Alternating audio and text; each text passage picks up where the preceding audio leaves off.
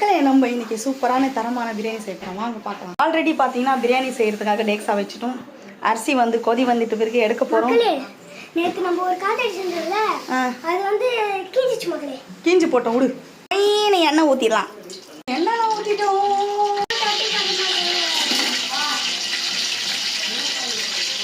அடுத்தது பார்த்தீங்களா, ஸோ பச்சை மிளகாய்,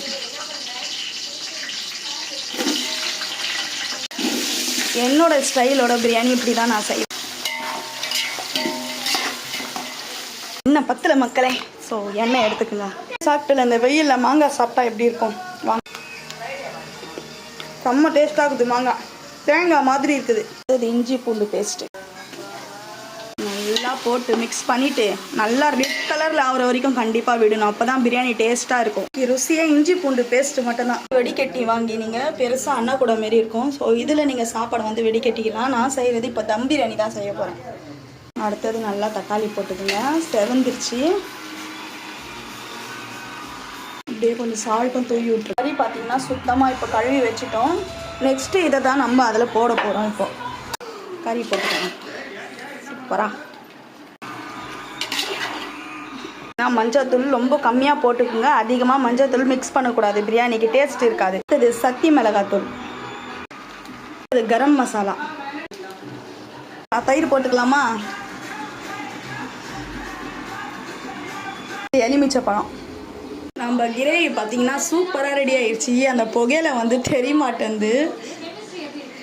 பிரியாணி கிரேவி செய்கிற கேப்பில் நான் பார்த்தீங்கன்னா ரைத்தா செஞ்சுட்டேன். சாப்பாடும் நல்லா பலன்னு ஆயிடுச்சு.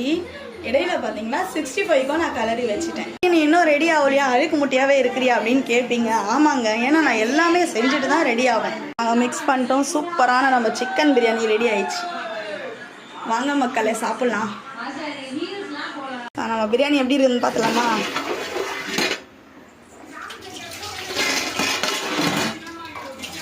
லாஸ்ட்டாக 65 வறுத்துடலாமா.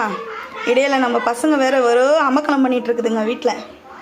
ஹாப்பி ரம்ஜான். வாங்க கண்டிப்பாக நம்ம வீட்டில் சாப்பிட்லாம். 65 பிரியாணி எப்படி இருக்குதுன்னு பார்த்து கமெண்ட் பண்ணுங்கள் மறக்காமல். ஸோ நான் போய் ஃப்ரெஷ்ஷாக பாயிடுறேன்.